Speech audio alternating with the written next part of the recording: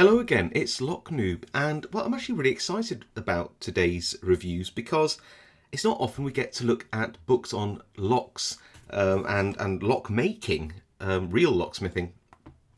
It's a hobby of ours which we love, isn't it? Locks and lock picking, but we don't have that many books on the subject. Now, not so long ago, Artisan Ideas sent me this book for review, and I did a review of this. Please do go check it out. And this is the classic Locks and Keys Throughout the Ages. Really great book. And I don't even know, it's well over a year, maybe even 2 years ago since we had a look at this. But Artisan Ideas sent me 2 more books for review, so thank you to Artisan Ideas for sending me these, which are Persian Locks and the new Spruce Forge Manual of Locksmithing. Real sort of blacksmithing of locks, so very different to the modern profession of locksmithing, I'd say. So yeah, really awesome. Now, before we start, I do want to say that these were sent to me by Artisan Ideas for my review. I have permission to show the contents of the books. I'm not affiliated with them in any way. It's not a paid review or anything like that. I just got the books, and I don't have any more to disclose than that, really. But it is worth checking out Artisan Ideas if you're into things like blacksmithing, knife making, machining, general sort of crafts. It's a very bespoke sort of publishing house, and definitely worth checking out if you're into all those kinds of things. Hard to know where to start, but I think that I would like to start on the new Spruce Forge Manual of Locksmithing, which at the time of making this video was on the Artisan Ideas website for $44.95. It's quite a big book, as you can see, all in hardback, and I found this really fascinating. Now, if you know me, you know that I do some relatively small scale crafting of lockpicking tools and those kind of things, and I don't do much in the way of blacksmithing. By say I don't do much, I don't do any. So this first section here in the book, section 1, all this technical information, just looking through, it reads brilliantly. And as a primer for somebody who isn't involved in blacksmithing as a craft, I found this just absolutely fascinating. Now, I have seen more detailed books on blacksmithing. In fact, I think that Artisan Ideas do a few books on blacksmithing. But as a casual introduction to the art, I learnt a lot just from reading this first chapter, really. How to put bends in, how to use drift punches and broaching tools.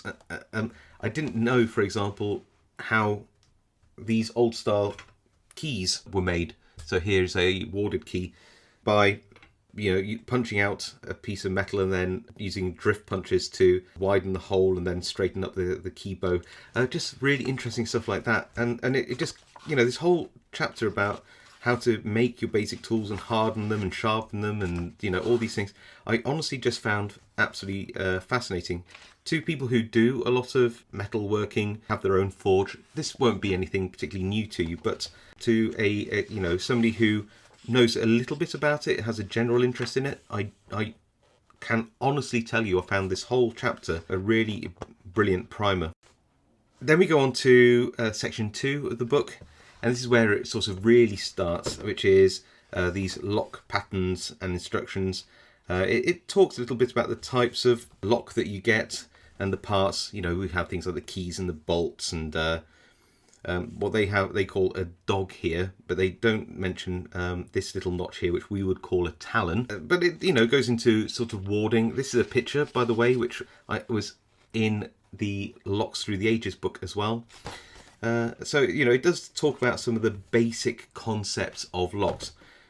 If I had one criticism of the book at this point, it would be that I do believe that to make the locks, you do need to know obviously your blacksmithing.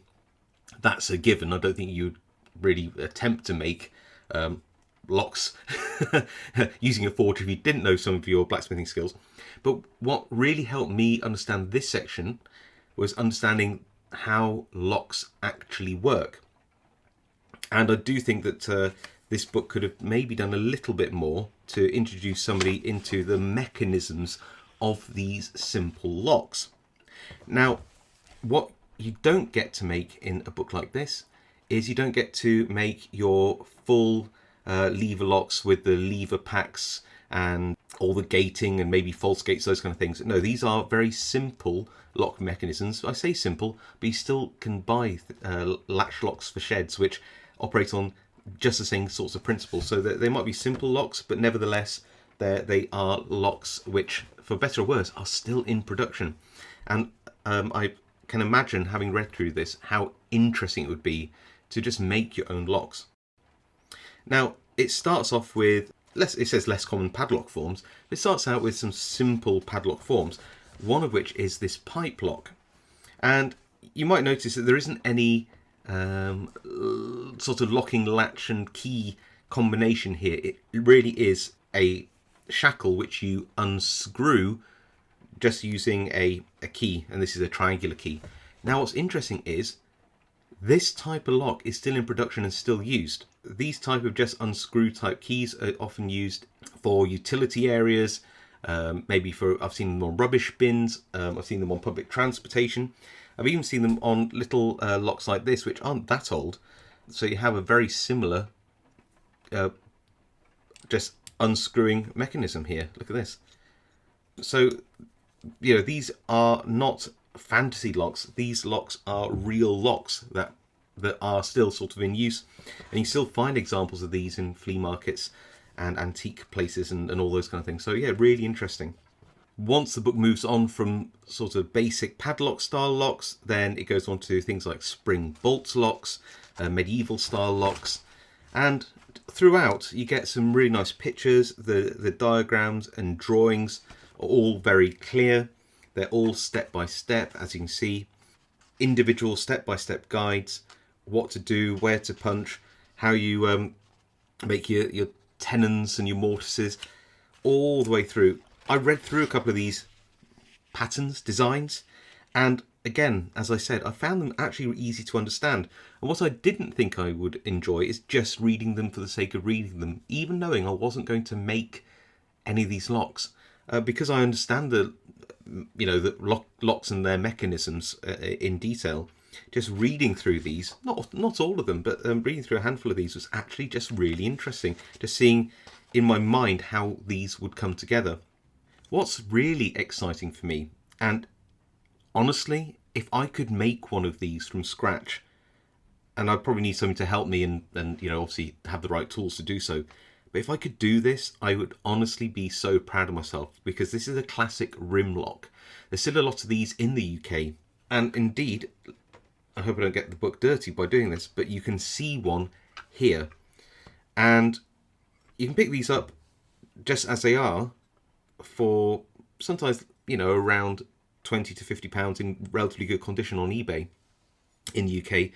And you can see a one-to-one in here from the springs and the bolts and the latch and what they call the dog here, and all of these bits in here, the talon there, which you see in the picture here and here. What's really interesting is that you can see the one-to-one in a lock which was actually probably made using hand tools in the book, and I found that really, really great. And this is an example of a warded rim lock. Now I'll just move that out of the way for a second. And it gets really cool when you get to look at the ward box and the key. Here is where the key's being made. And you can see that the key has some warding in, so all these slots in the key, just like this. In fact, by accident or design, the key's almost the right size, which you can see there. And what you can see here is you can see this, the ward plate being made here, and they get a wonderful diagram down here. If I'm going to do an enlargement of it, you'll see. And this describes these tenons on the ward box and the ward plate itself. And let me just show you what that would look like in reality if you made that. Here are the tenons, these little up posts here. That's where this front plate or back plate, depending on where you look at it, fits in with these mortises here. So you see that they would go over those tenons. Here is the ward plate, and you can see the little bits of metal in a cross pattern here and here. And you see how when I put the key in, actually put it in this way and then you'll see it better. You see when I put the key in, the key has to pass through that ward plate there to engage with that talon in the lock and move the bolt forwards and back. So if I move it like that, you can see it just catch. So, you know, if you know about your locks and you can see them, this book comes to life in a whole different way. And it's so nice to see the step-by-step instructions of how you would make a lock like that. A lock which I've used in videos before, one which I still use for demonstrations and showing people the evolution of locks. It's just really fascinating to me. So yeah, there are loads and loads of simple lock designs, going from relatively simple to pretty complicated, all the way up to sort of basic padlocks. And again, you know, there are padlocks which are, and this isn't a particularly old one, the padlocks which are still sort of made in this similar sort of design, just with a simple latch. So, you know, all of these locks are very real to me as a lock enthusiast and collector. You know, I know in my heart of hearts I'm probably not ever going to do some real locksmithing, although wow, would I like to give that a go. But just the primer on blacksmithing, the tools used, just reading through those patterns, being able to see locks that I recognise and own and how you'd make them, to me was a really, really great read. So yeah, I think it comes with a bit of recommendation from me, that one. Next up is the Persian Locks book. Now, when I first saw this, I have to admit that I was a little bit, well, this is quite narrow. This is quite narrow. It's a bit cheaper. This book on the website, a point of making this video, is $32.50.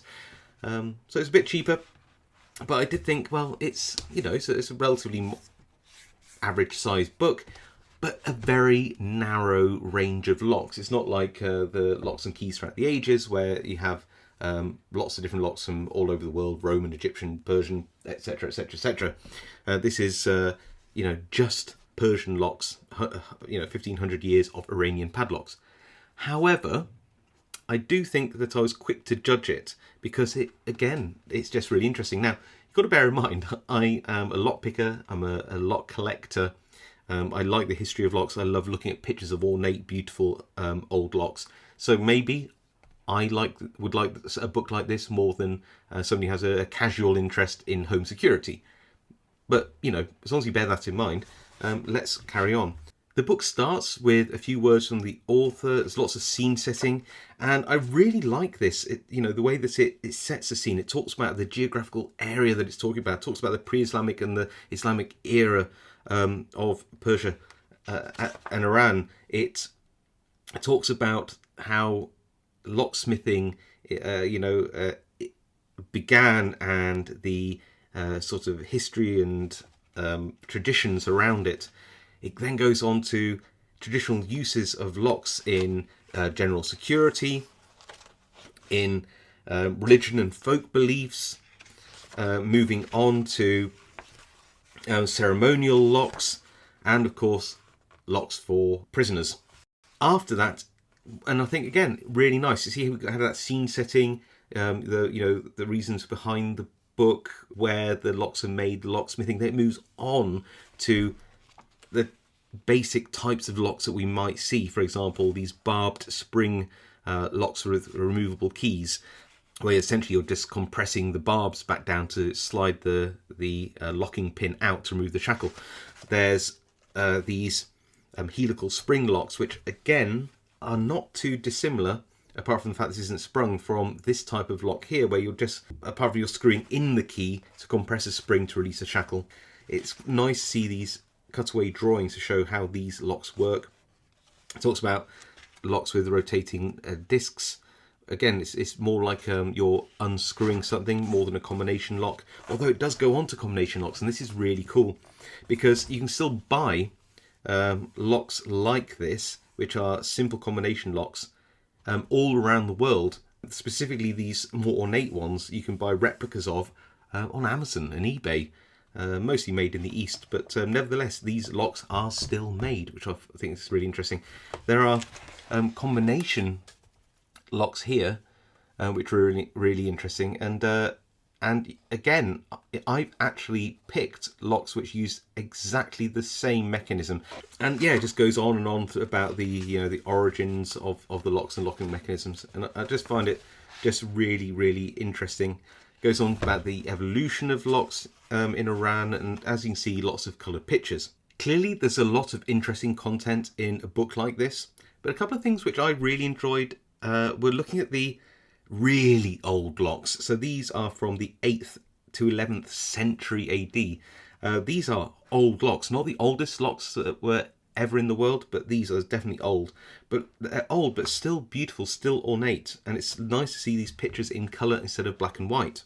Another thing I liked about this book is just how it categorises all the figural locks, I believe that they call them. So these ones are all lion locks, for example. Water buffalo, ox, cows, goats, sheep, rabbits, camels. You can see just how many forms these simple lock mechanisms take, and they are just really interesting. And again, there's a commentary throughout to explain about these locks and their history and their importance. Then we go on to sort of the locks which don't represent figures. So we have things like these handbag locks. Again, these are very similar. Going to bring out that lock one more time to what we can still see in modern locks. We have some of those pipe locks that we saw in that forging book. More detail on these combination locks. I don't want to go too much into all the locks in this book because I really think that it's worth your discovery and time to see all these really interesting lock designs for yourselves if you're interested in buying this book. But one of the things that I found most interesting are these wonderful twisting puzzle locks where you have to expose the keyway itself by unscrewing the body of the lock. You can see how it drops down, exposes a keyway, in which case you'd use a key to either compress a spring or unscrew something which would release the shackle. And what's even better, these puzzle key locks are locks in the shape of keys which are puzzles themselves. So you can see the key here, which the bow is the shackle, and you unscrew the collar of the key to again see the keyway, to expose that keyway and unlock the lock. I would absolutely adore to have one of these. I can't imagine how expensive they'd be to find one. Maybe there's a modern replica I could get just for interest, but I just love the idea of there being locks which are shaped like a key but are also a puzzle. Just love that. So that's Persian Locks, 1500 Years of Iranian Padlocks, and it did surprise me. It was a lot more interesting than I initially gave it credit for. There's a clear love for the locks in this book. The pictures are really nice. It's got a good explanation throughout. There's a lot of really interesting lock designs in there, and again, I love seeing the echoes of older designs in modern locks even today. So there we go, Persian Locks and Spruce Forge Manual of Locksmithing from Artisan Ideas. I really enjoyed looking through these two books. As I said earlier on, it's actually rare to find books on locks. There's a lot of classic ones out there, which I think a lot of lock collectors already have. So it's just nice to see other locks come into the market to give more options to people who are just interested in locks in general, and people who have access to forges and tools, maybe even make their own locks. Anyway, hope you enjoyed that review. If you did, leave a like. If you've got any comments about either of these two books, leave them below. I read all the comments, reply to as many as I can. If you like content like this, want to see more of it, then of course, please do subscribe. It really helps my channel out, and I will see you all next time.